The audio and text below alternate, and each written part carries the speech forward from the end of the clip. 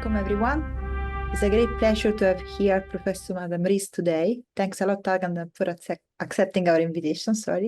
Adam is a Bloomberg Distinguished Professor at Johns Hopkins University in Baltimore. He doesn't really need an introduction, given his renowned contribution to astrophysics, including winning the Nobel Prize in Physics and numerous other prestigious awards and prizes. So let's go directly to the title of the seminar. Today I will present what JWST can and cannot yet reveal about the Hubble tension. Adam, you can start when you're ready. Thank you.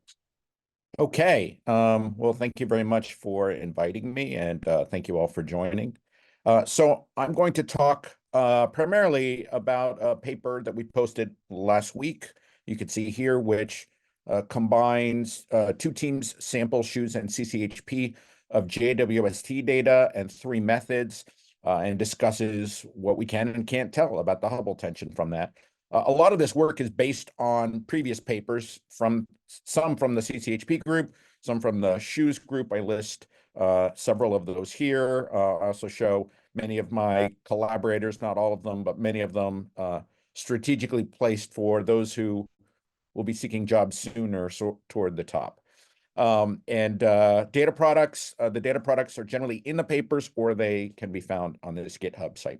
So I know this is a very sophisticated audience who has seen many talks on this subject. So I won't do a lot of background, but I will give you a little bit. This is the outline of the talk. So I will talk a little bit about the distance ladder in general and the Hubble tension and status, but we'll move through that pretty quickly.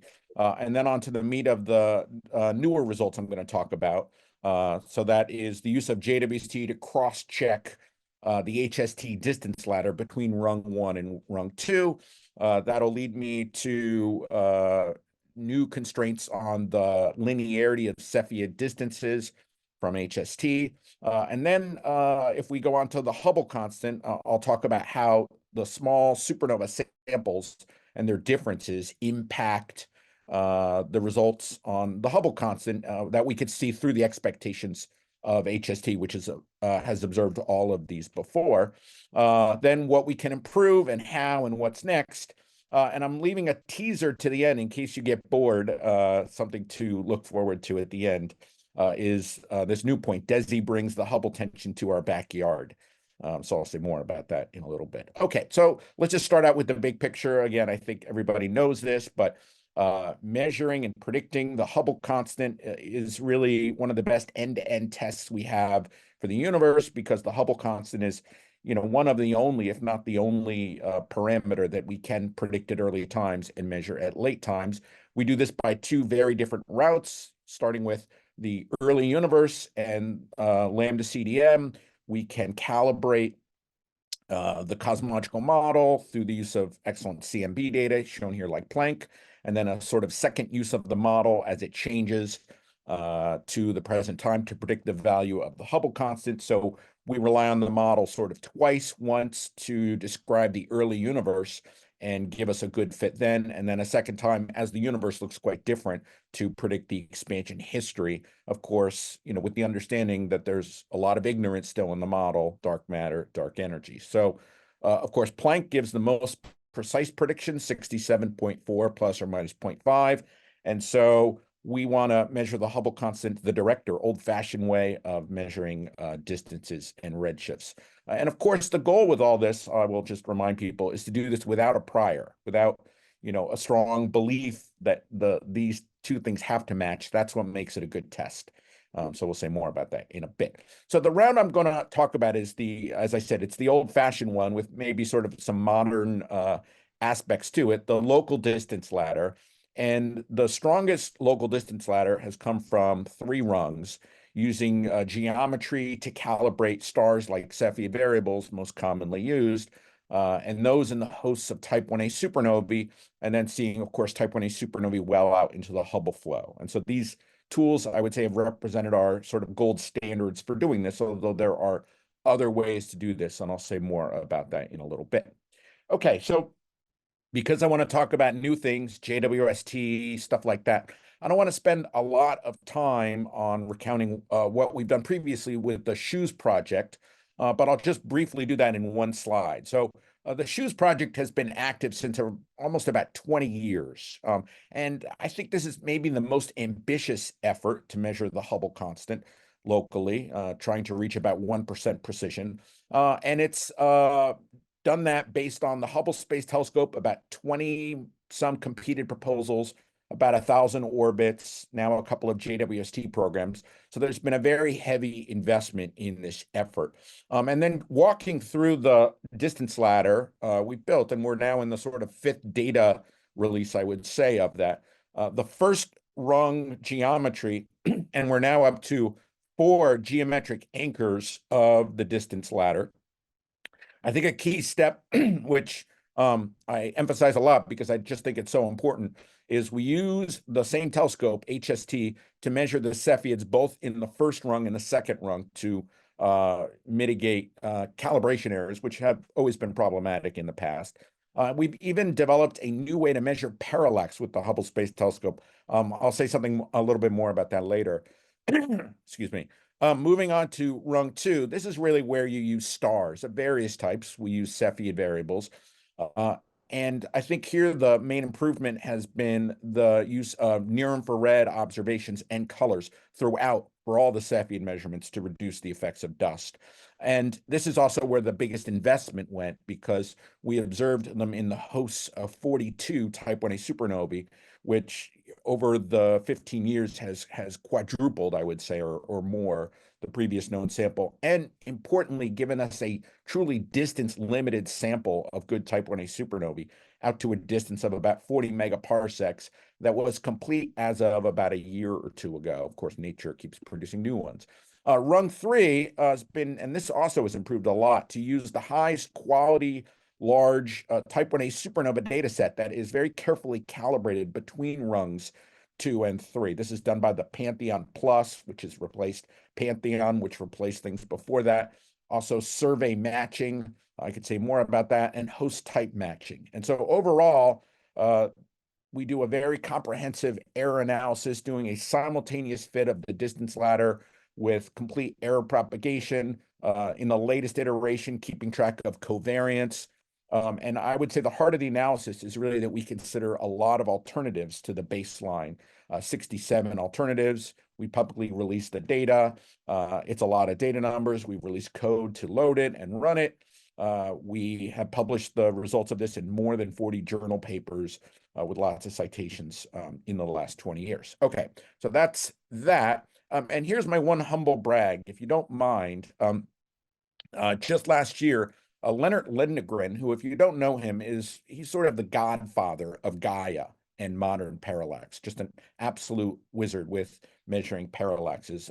And in a recent review, gave sort of 12 milestones in optical parallax, and actually cited the SH0ES method for measuring parallax as the first to break the 10th of a milli arcsecond sort of range. Of course, Gaia is now better as of 2021, particularly, or I would say, for the brightest stars.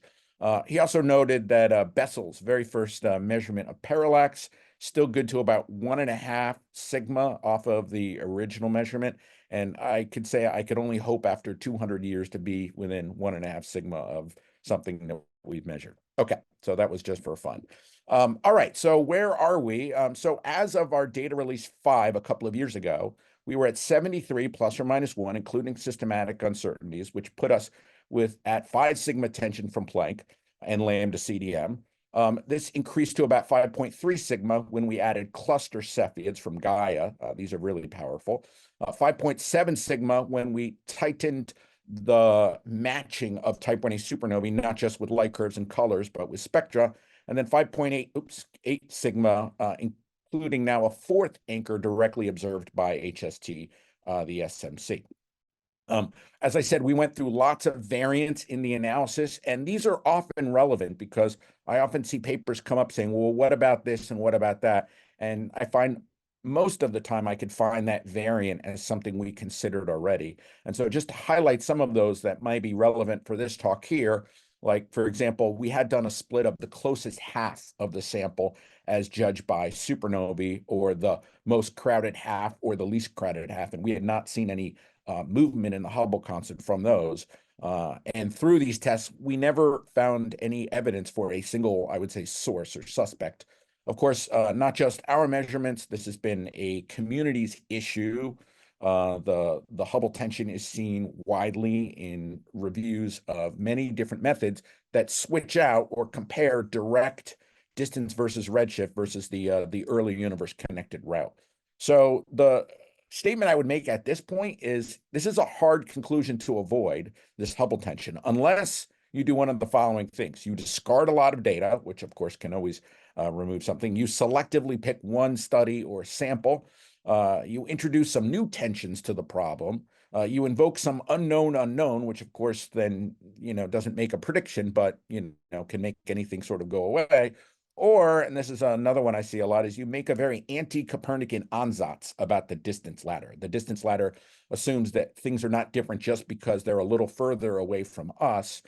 Sometimes I've seen people break that. Okay, this was a review by Licia Verde recently that I could direct you to that also reviewed the local measurements and reached the same conclusion. And of course, finally, it's interesting to look at some of the data combinations that don't involve some of the things I'm going to talk about in this talk, like Cepheids, tip of the red giant branch type 1a supernovae, like just masers, or surface brightness fluctuations instead. And so this subject has gotten so interesting that Springer Verlag decided they could sell a whole book about it. And so if you haven't purchased one yet, maybe this will make a great Christmas present for somebody. Okay, so in the last 10 years, there have been lots of ideas or proposals, and this was sort of my top 10 hit list of things that could be amiss, because if not, then we're looking at new physics. And I don't have time to go over all of these, so I'm crossing out the ones that don't work. And the evidence for that, or the discussion, I should say, for that, you could find here. If you hit this QR link, takes you to a spreadsheet of lots of papers from the literature that's discussed these. I'm going to focus a lot now on number 10, which I think is newly has a line through it. And this is based on JWST measurements. And that's the idea of near-infrared Cepheid crowding. So the idea here is generally we want to observe Cepheids in the near-infrared to reduce the effects of dust. But, and as Wendy talked about in her talk last week, when you move to the near infrared, there's a background of red giants coming up. And so at Hubble Space Telescope resolution, there can be blending of those red giants with the Cepheid that you are looking at. And so we can account for that blending or background problem statistically by throwing fake stars into the images, so to determine how much background there is. But that doesn't remove the noise of the problem. It just removes it as a systematic error. Much better is to have a high resolution telescope like JWST, where you can actually see the individual Cepheids without the blending background. And so in cycle one, two groups received time to reobserve a number of the 37 hosts of the 42 type 1a supernovae and one of the anchors. The SH0ES team and the CCHP group, there were also other programs as well that collected a few. And I just want to say that these teams have worked very, very hard. I want to acknowledge the CCHP team particularly as working very hard on this problem. And the data is really phenomenal. I think everybody would agree on that. So after cycle 1 and 2, our targets, which we picked to be the most Cepheid and supernova rich, generally observing 3 filters, 2 epochs, now up to 12 hosts. The CCHP cycle 1 data, all their hosts were within 25 megaparsecs, 2 filters, 1 epoch, 10 hosts in general, but 7 for JAGB. And what I'm showing here are, of course, these are the 4 anchors that one could use. Both groups are only using NGC 4258 because right now, the targets in the other anchors are too bright for JWST.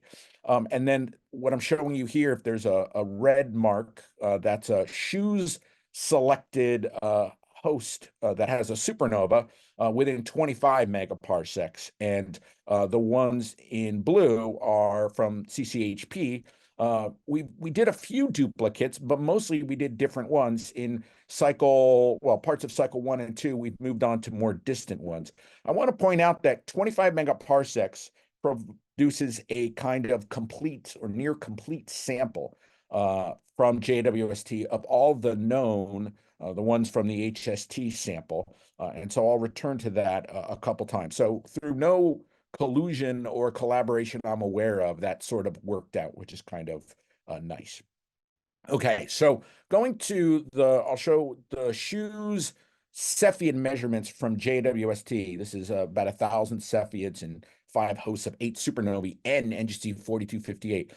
We were able to obtain 2 epochs and multiple colors, which allows us to recover the Cepheid phase and gave us very low scatter. And this is really the result of JWST's excellent resolution. So you see a reduction here in the dispersion of a factor of 2.5, such that at 25 megaparsecs, like this guy here, you get a scatter as low as you get it that we see in Andromeda at a distance of 1 megaparsec. And just to highlight, even at 40 megaparsecs, which is the far range of what we do, we still get very good period luminosity relations with JWST.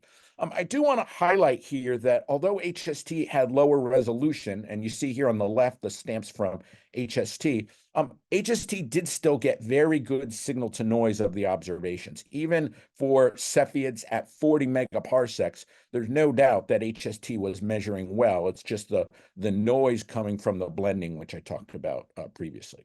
Okay, so we showed then, based on these results, that if we compare the pre-existing HST Cepheid measurements to the JWST Cepheid measurements, both calibrated to NGC 4258, which makes this just a test of between rungs 1 and 2, that there's very good agreement using even just purely the JWST colors or a combination of JWST and HST. And this is quite interesting because if you had hypothesized some sort of distance-dependent effect on the HST Cepheid distances or some unaccounted for crowding that would solve the Hubble tension, then that would look like a line like this, so that it solved the Hubble tension by the middle of the sample. And we concluded we could rule that out at more than 8 sigma. Interestingly, the most distant objects really give you additional leverage on that here.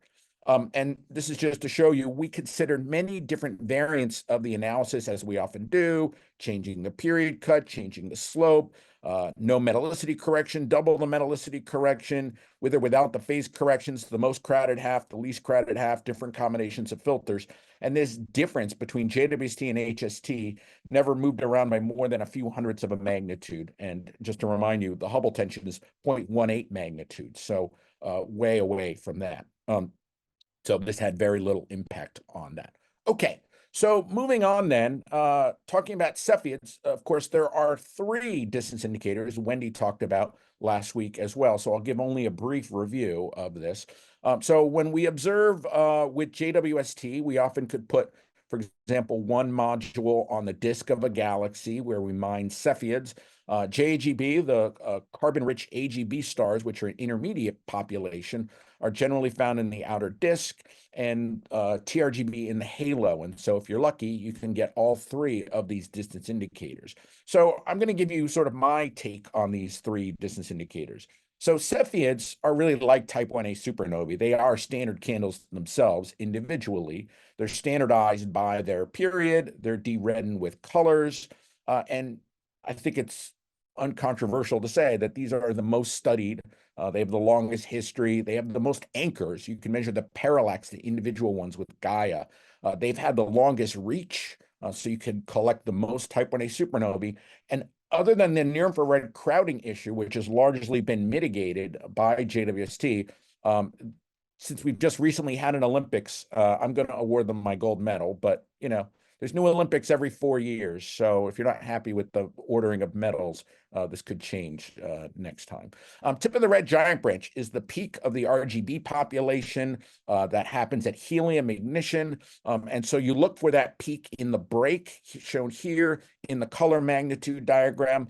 People like to do this the most in the I band because this break is flat with color. That is, it's insensitive to metallicity and star formation history. One challenge is the presence of AGB stars. So you see things that are brighter than this tip. And so you have to do a bit of a statistics and analysis to figure out where that break is located. Usually people use some kind of edge detection or fit a model. This becomes more challenging in the near infrared with JWST if you go further to the red, because this becomes tilted. And when it becomes tilted, it becomes sensitive or more sensitive to metallicity and star formation history. So I'm going to give this my silver medal. JAGB is a newcomer, so it's still under development. I'll say more about that in a bit. This is the common luminosity of the population of carbon-rich AGB stars. And so if you see here, this clustering or clump of stars in this part of the color magnitude diagram, you take a measure of that, which could be the mean, mode, or median. I'll say more about that as your standard candle. I think some challenges are that there's a pretty strong radial dependence of the JGB, and also it appears to have a somewhat inhomogeneous luminosity function. I'll say more about that later, but I'm going to give it a bronze medal. Everything wins a medal here. But this is just showing you we're comparing the exact same galaxy, what these three different distance indicators look like with JWST. Okay.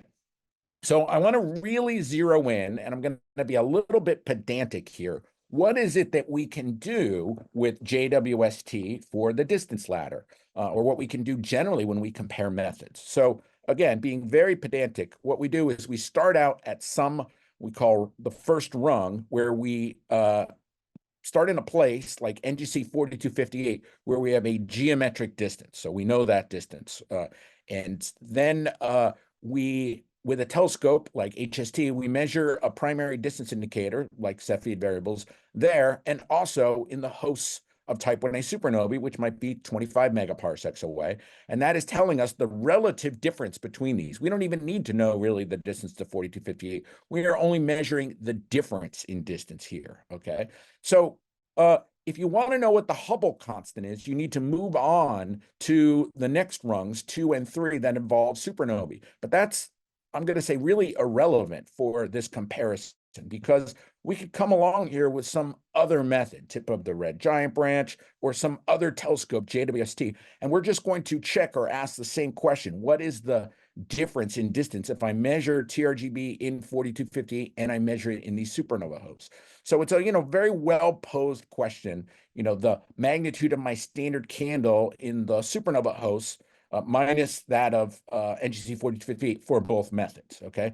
So if you are using the same hosts for both of these, then this third rung up here, second and third rung supernovae, are literally adding nothing to the problem.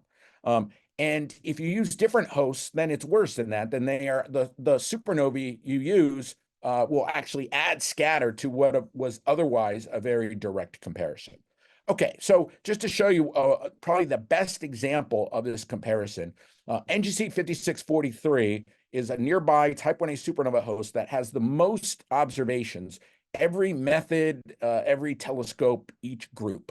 And so it's useful just to look at one of these. So here for Cepheids, here is the pre-existing, the SH0ES HST measurement of its distance, calibrated to 4058. Here are our JWST measures in different combinations or filters. Here's the CCHP result. Then here's JAGB, and the SH0ES team, we have two different results, and I'll talk more about this, whether you take the mode or the mean of the JAGB luminosity function. And in what follows, we're going to take something that's in between those. But I do want to point out this important difference. Here's the CCHP taking the mode. This is the classic I-band TRGB, either from the EDD group or from the CCHP group. Or what we measured in FO90 with JWST, which is basically the I-band as well. And then this is a newer measurement of the near-infrared TRGB with JWST from the CCHP group. So I would say overall looks pretty good. I noted the difference between the mode and the mean of about 1/10 of a magnitude, and noted that there's a little bit of a difference with the near-infrared TRGB, but nothing significant. So at this point, what you want is statistics. You want to compare many. So let's compare all of everything that's available, okay?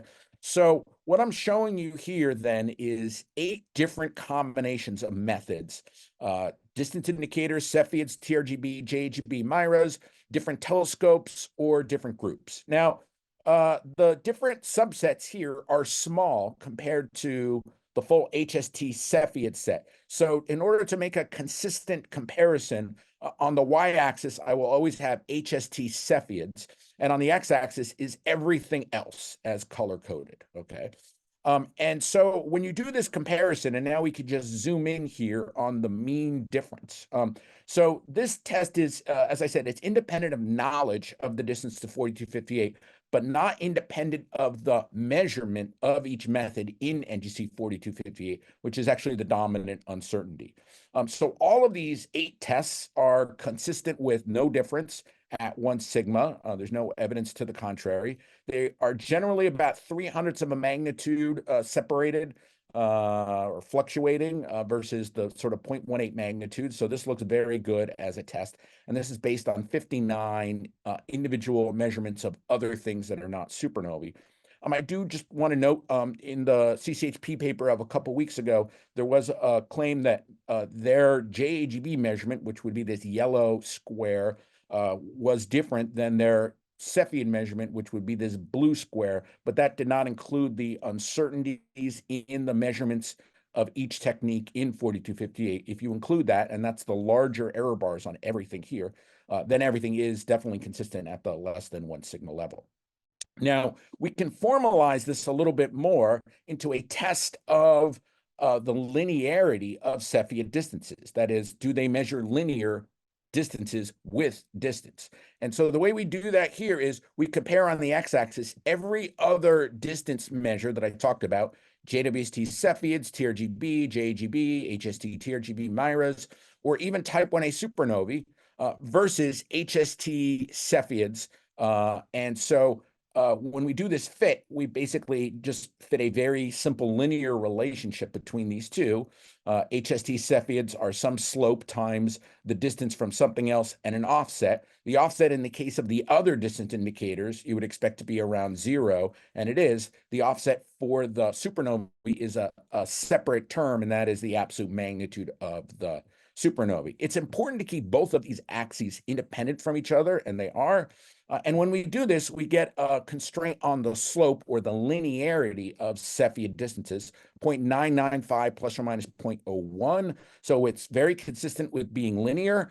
And also it allows us to test the hypothesis of a solution of the Hubble tension, because it could be a combination of slope or offset that does that. And we are more than 7 sigma away from the amount of nonlinearity or offset that would produce that. I did want to mention there was a claim in the CCHP paper from a couple weeks ago that there was a nonlinearity of Cepheid distances. And I think this is a consequence of when they did that, they compared HST Cepheid distances to the absolute magnitudes of type 1a supernovae. But the absolute magnitude of the type 1a supernovae is based on the apparent magnitude minus the Cepheid distance. And so the Cepheid distance would show up on both of these axes here. And so that produces a correlation, which is just the right size, as we point out, to show this correlation. And so if you keep these axes independent, then you don't see any evidence of a correlation between these quantities.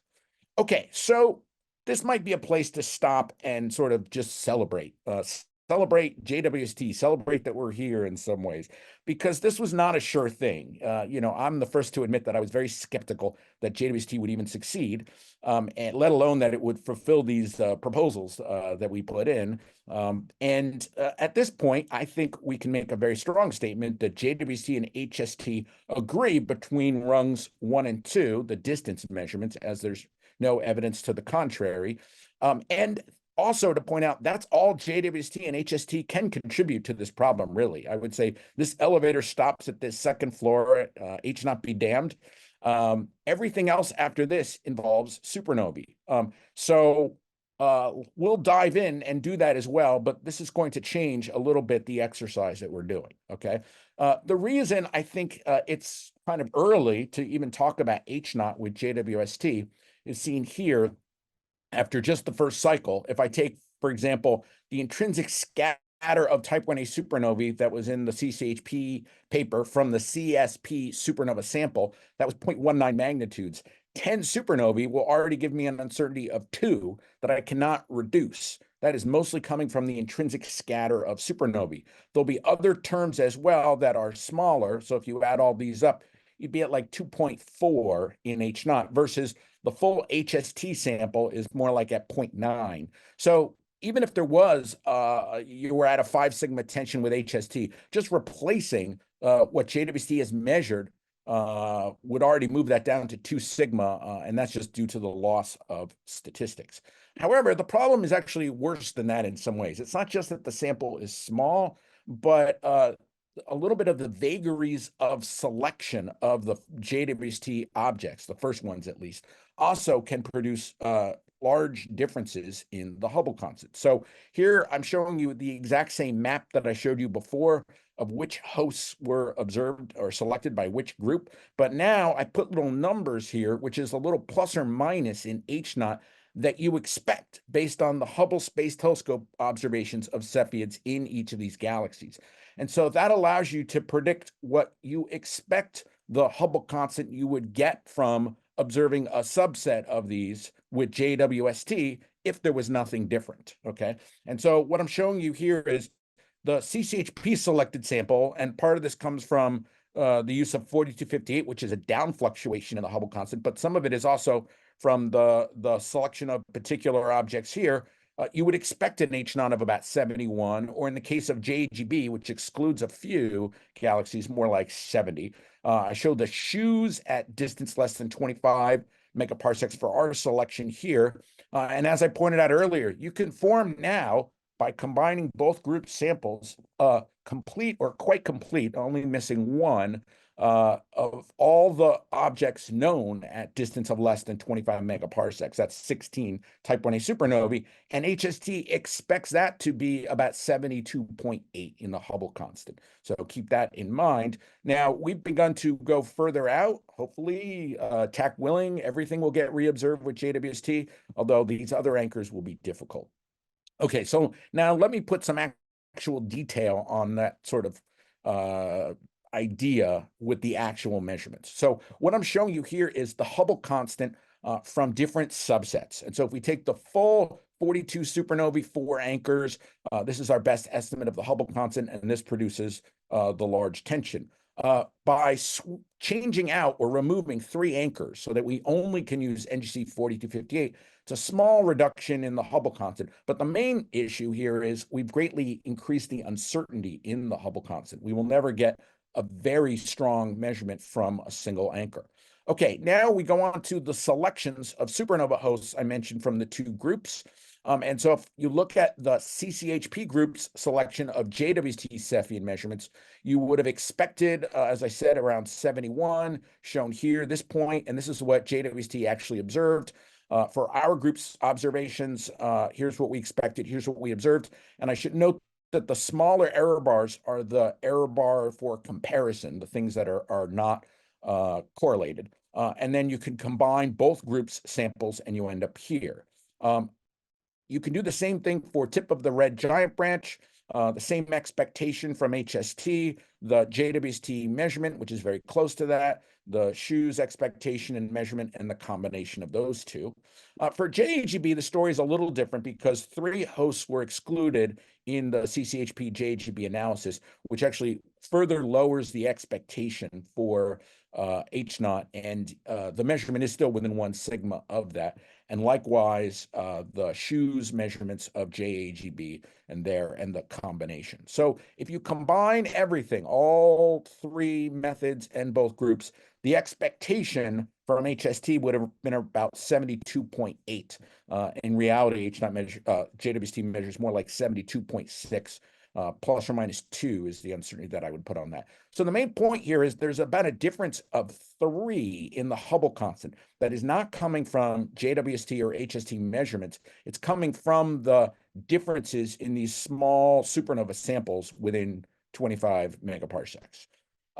Just to put a finer point on that, why the CCHP JAGB H0 measurement particularly was lower than you might have expected. It was only based on 7 or 8 supernovae. And as I showed previously, it's a fluctuation of selection within the broader sample. So shown here in blue are the names of all the galaxies and the individual H0 values that they had in SH0ES. The ones in red are the ones that CCHP uses for JAGB, excluding this one, and this one. And then that brings H0 down to about 70, but it goes lower because of the use of CSP instead of Pantheon Plus, brings it down by about 0.6. The use of 4258 brings it down a little bit, and the use of the mode a little bit more. So you would expect something like 68. However, once you increase, oh, sorry, I also meant to mention, you might ask, was that an unusual selection? So this is every random selection of 8 objects from a sample of 42. And this is the actual CCHP sample. So, you know, it's a bit on the tail. It's not crazy. It is maybe a bit unlucky. But that is what it is. It's also unusually tight as a cluster as well of things that have very similar values. The good news is, as JWST continues observing, fluctuations or small sample statistics will go away. Already, JWST has collected 24 type 1a supernovae, and I'm showing those here in red. These have not all been published or analyzed yet, just what's been observed, but this sampling issue certainly will go away as the sample becomes more representative of the full sample, because, you know, reversion to the mean, there's sort of no way to avoid that. Okay, so I want to briefly mention an issue which was discussed last week, which is why the CCHP H0 errors were lower than expected. This came from combining 3 different methods through this Bayesian product of the individual uncertainties. So just looking back at the error budget for that, there were 2 sources of error, random error and systematic error, which were reduced. However, if you break out of the random error, the part that comes from the supernovae, just the same 10 supernovae in all cases, versus the part that comes from the measurements within those hosts, then you would just beat down this piece and not the supernova error, because it's the same 10 supernovae. It's a little similar story with the systematic error. There's the measures in 4258 of each method. These would beat down, but the geometric distance to 4258 would not beat down. So with that, you really would expect something like a plus or minus 2.3, which is, I think, the source of the difference. So lastly, just leaving the subject soon, but if you had a hypothesis that HST Cepheids were okay, but they started to become biased as you went to further distances, and that this was driving up the Hubble constant, I would say there's now 3 very strong arguments against that. The first I showed earlier just is that JWST versus HST Cepheids strongly rules out a large bias, and that this is particularly clear when you go to large distances. When you compare HST Cepheids to everything, the linearity is, there's no evidence of any nonlinearity, and this is strong enough to rule out what you would need to solve the Hubble tension at 6 or 7 sigma. And then also important to note is really that HST's H0 is really not lower within 25 megaparsecs. That was just due to incomplete samples. The expectation really is more like 72.8, or if you see fit 45 in our data release 5 paper, where we just split the sample by distance, more like 73.1. So there doesn't seem to be any real difference in the expectation between those. Okay, so I just wanted to say a few words about JAGB. I think JAGB looks like a really promising method, but like all new methods, I think, you know, it's still work in progress, and there's more standardization work to do. I know people are excited about it, as they should be, and we're intrigued that maybe it was giving a lower H0, but I think that is not true once you look at larger or complete samples. But there are a few issues that I think needs attention for JAGB that I'm optimistic will be resolved in the future. One is that looking at the JAGB in JWST F115W, it does not look flat. We did measure these slopes that are quite significant in that, which means, you know, it's not keeping a constant luminosity with color. This is something that we identified in our analysis of JAGB, this issue between the differences in the shape of the luminosity function. This is what causes the mode versus the mean to give you different results. If at least it was consistently asymmetric, then the mode minus mean would cancel in all the uses, but that does not appear to be the case. For example, in the LMC and the SMC, they are very, very different. But they're also different in NGC 4258 and these supernova hosts. We saw that JGB can often agree very well with other distance indicators shown with JWST like TRGB or Cepheids. However, it does not always agree so well nearby. This is an analysis that Gaggandeep did of comparing the ground-based JAGB to the database of HST I-band TRGB measurements in EDD. And the nearer ones look pretty good, but as you go further out, there do seem to be some significant differences, and it would be nice to understand those. Also, an acid test, I think, for JGB is to compare the difference in distance between the SMC and the LMC, because that's known very well from geometry. And in this case, it's the mode, which is not doing that very well for the reason that I alluded to up here. Here, the mean was a little bit better. So I think, still we have to understand what the shape is doing. And lastly, just to note, I think there are still probably multiple populations within this box that we call the JAGB. One evidence of that is you can look at the carbon-rich Miras and where they live in this box. And as you see here, this is in the LMC, they occupy the fainter end of this box. And so that is a population within the population, which has a different luminosity, it seems. This is a little bit reminiscent of what was seen with TRGB by Anderson and others about differences in population or pulsation producing differences in luminosity. However, the good news is I'm very confident all of these will be understood and used as grist for the mill to improve the measurement, particularly when Roman comes along with near-infrared wide fields, will allow people to do multi-region studies within the same galaxy when you know that the distance is constant. And I think that will be used to turn this from a standard population to a more either a refined population or a standardized population or something like that. Okay, so where are we now? This would be my HNOT cross-check decision tree.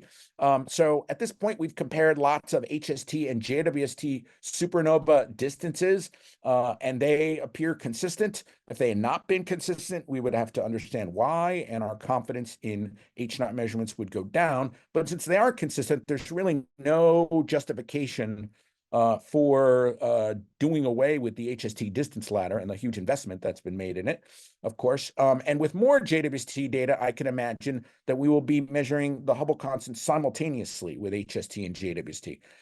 I don't think, as I said, it makes sense to exclude the HST distance ladder and get HNOT from only the JWST subset. You automatically lose leverage on the Hubble tension just because of the loss of statistics.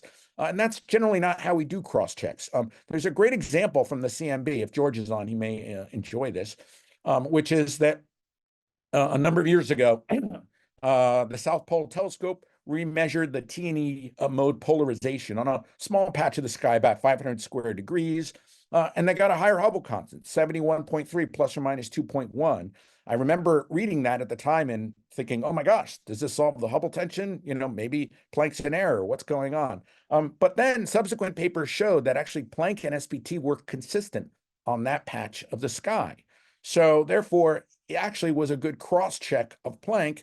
And at that point, we returned to the use of the full sky of Planck. This is what happens with cosmic variance and a good cross-check. And so I would say, this is a similar movie. SPT is like JWST in this analogy. Planck is like HST. We have the whole data set. We can check subsets of it, but we have no justification for throwing out the whole data set just by doing that.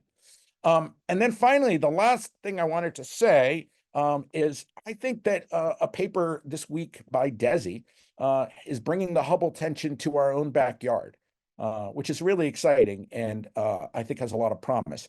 So if you saw a few days ago, there was a paper by the full Desi team, Sayed et al. That looked very impressive. It's probably the most extensive set of measurements of the fundamental plane of early type galaxies. So this is more than 4,000 using spectra to measure velocity dispersions and surface brightness.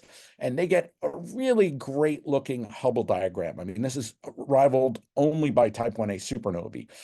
And what's really cool is they get what would be a very precise measurement of the Hubble constant tied to coma, because there are lots of early type galaxies in coma. They get a very strong tie there. And so they gave a Hubble constant result that I'm translating here would be 76.1 plus or minus 0.6 times the distance to coma. They took 99.1, which, you know, is a pretty reasonable estimate for that. This came from a single HST surface brightness fluctuation measurement. And so just because of the calibration, the uncertainty of calibrating or getting the distance to coma, that still produced a relatively large error in H0. But I think this points the way to something really quite interesting, because there has been a lot of work on measuring the distance to coma.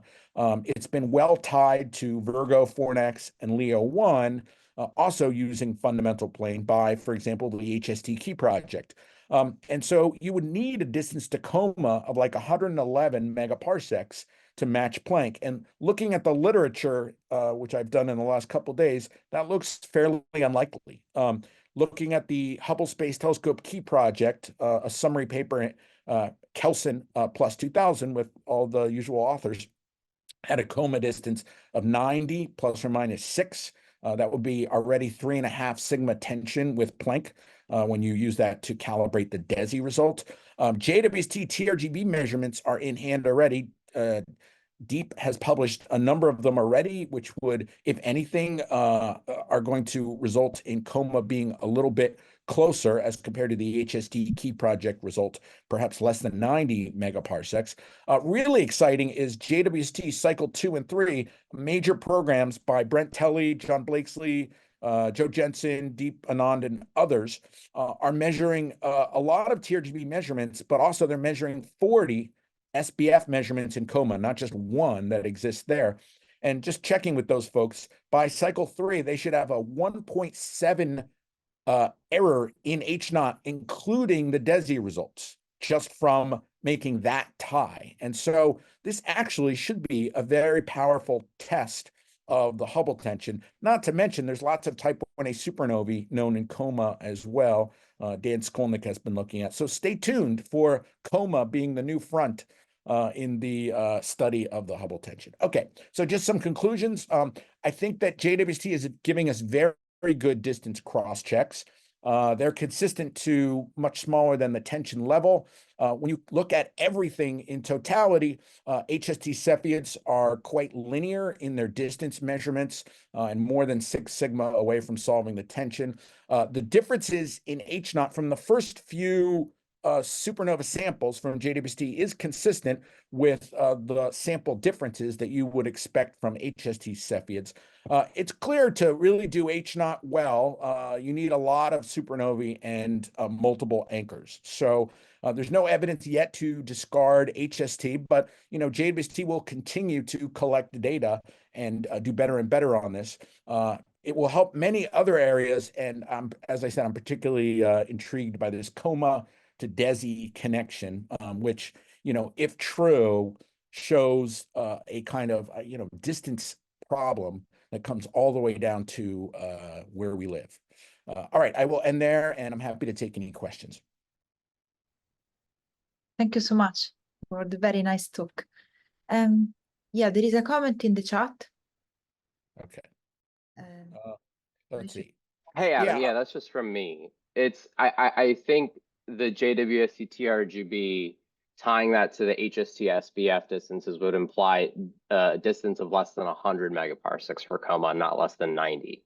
So actually, correct me if this is right, but there's two different ways that I was looking at. There is, with the TRGB, you will update the SBF calibration. And that way, I agree with you that it would argue for just a little less than 100 megaparsecs. But I was also then looking at the route from the HST Key project, where they started with their distances to Virgo, Fornax, and Leo, and tied that directly to coma. So if I look at updating those, which were done with Cepheids with your TRGB, then it would actually be lower than 90. So Okay. it's just two different uses of your TRGB measurements. One to improve SBF, or the other is to re-zero point the HST Key project. Got it. Thanks for that. Thank you. Andrew? Hi there. Thanks very much, Adam, for excellent talk. You've obviously focused on this incredible amount of work trying to understand whether or not there's any possible observational escape from the Hubble tension. I just want to iterate the equivalent point of view from the theorist side, that obviously we've been fighting for 15 years or so to try and find the new physics compelling answer to the Hubble tension without success. And I want to stress that really the existing models fail in two ways.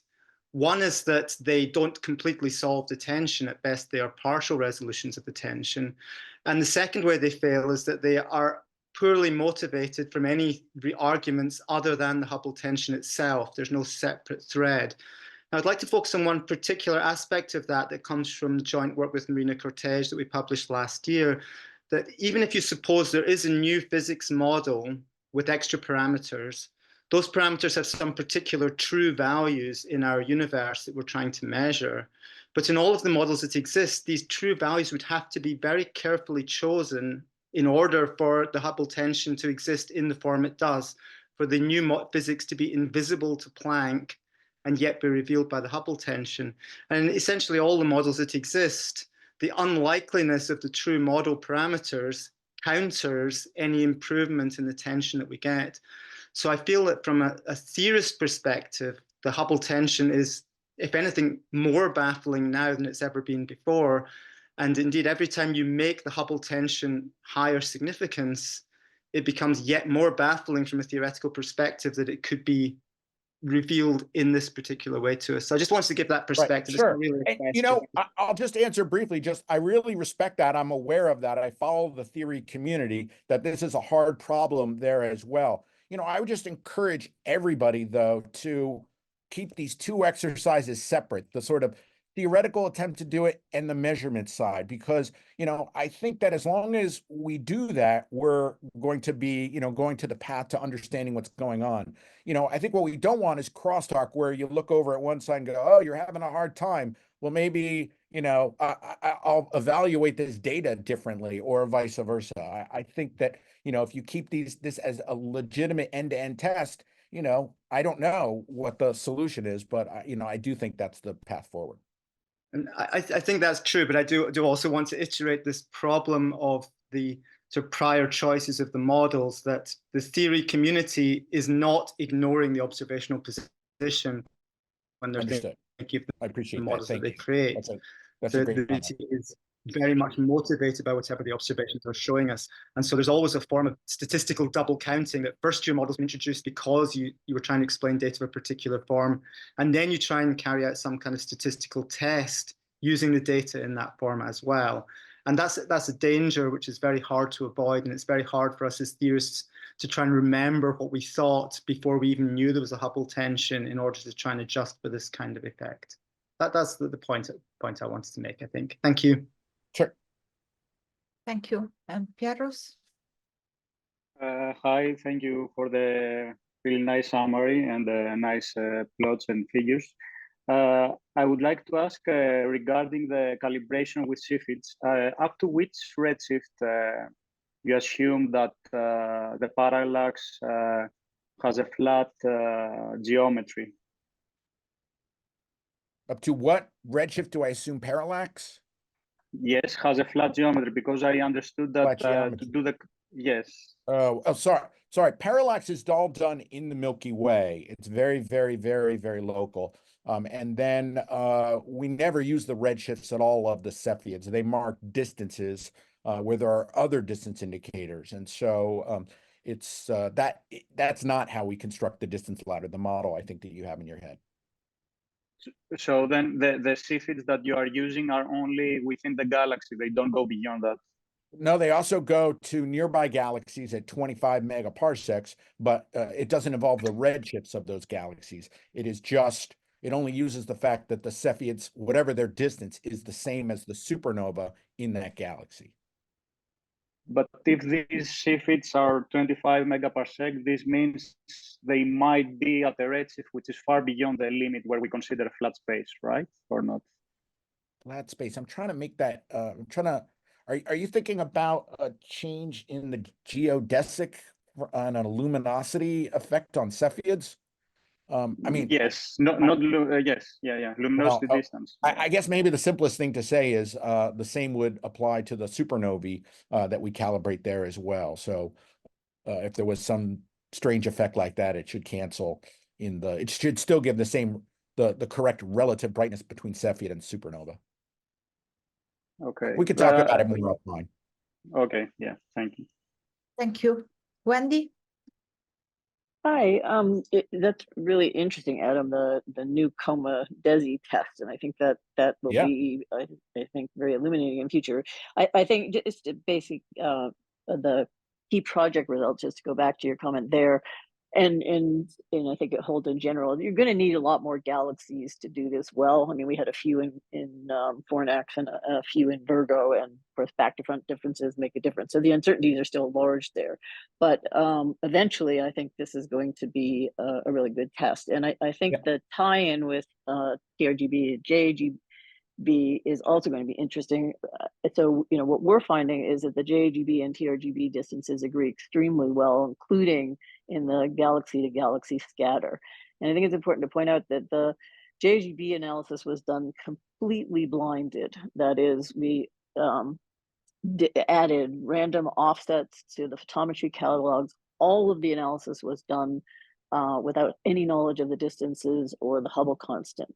And the same was primarily true of TRGB, with a very small exception that the spatial cut was relaxed in 4 galaxies, and the differences in the distances were very small within 1 sigma, but you know, over 90% of the analysis, maybe more, was done blinded. So I think those distance indicators are proving to be extremely good. I'm glad to see you're using them now. And I think that the JAGB and the discussion of the mode versus mean, it's important to keep in mind that you do need to do these measurements in regions that aren't, you know, heavily reddened or crowded by other stars or have star formation regions. And when we do these measurements in the outer parts of galaxies where the you know, method has converged and we use the mode, it appears to be very stable. The difference and the difficulty, I think, with the mean is that you have to choose your box and decide what goes into your calculation of the mean, which is why we settled on the mode, because the mode is really well determined. And the fact that all of that scatter now is combined in the galaxy to galaxy scatter indicates that it's doing a pretty good job. And if I could ask you one question about that. Sorry, go ahead. Sorry, just a quick question. Do you know why when we looked at your recent publication of the JAGB ground-based measures versus the I-band, and that's with HST TRGB, they looked like they were significantly discrepant. And I was wondering if you guys had looked at that and know why that is. I think the scatter is larger. I think you know, those samples weren't. I'm not sure which one you're looking at. I mean, the Lee et al. One where you know, she's got the 4-star data, and we have, you know, data from Las Campanas. The scatter is not that high. I'm not sure what you're referring to. No, what's different is in that paper, Lee measured a new set of TRGB distances in the near infrared and compared to those, and the scatter was low. But if you compared to the I-band TRGB from HST, the difference is quite large, so that even the near infrared TRGB she measured and the I-band HST TRGB were quite different, and just trying to understand why that is.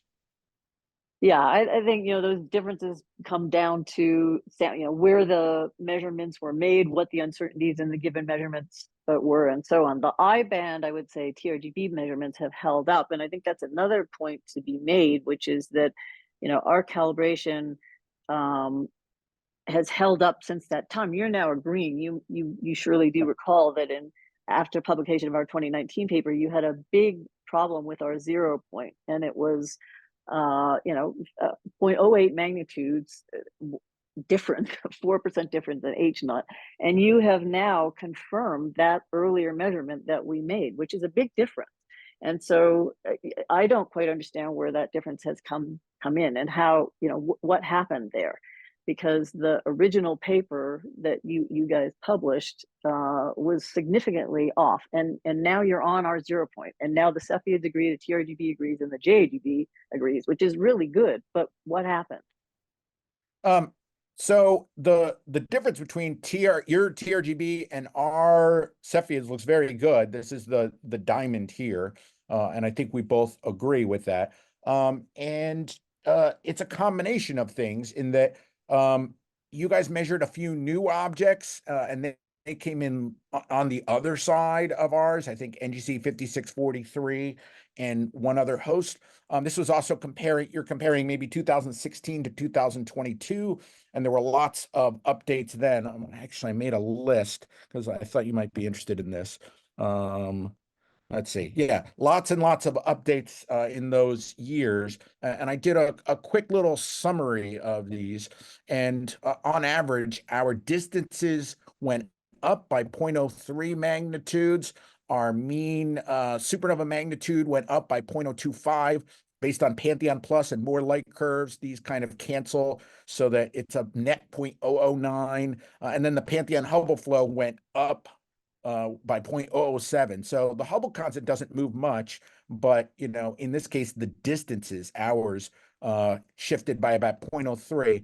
And the main origin of that, it turns out, was switching from the old parallaxes, the Milky Way parallaxes from Benedict et al., with the HST fine guidance sensor to Gaia EDR3. So I think this is good news, is that, the better information, the better data we have, the more you're seeing convergence of things. No shame in it. I think this is the way good science works. I agree with that, and I'm really pleased to see we're all agreeing, and I'm really pleased to see that ours held up, and our distances, you moved to us, and I think that's important to emphasize. Okay. Thank you. Any other questions or comments?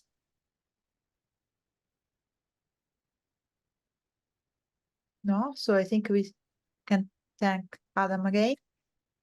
Thank you so much. Thank you for listening. Bye, everyone.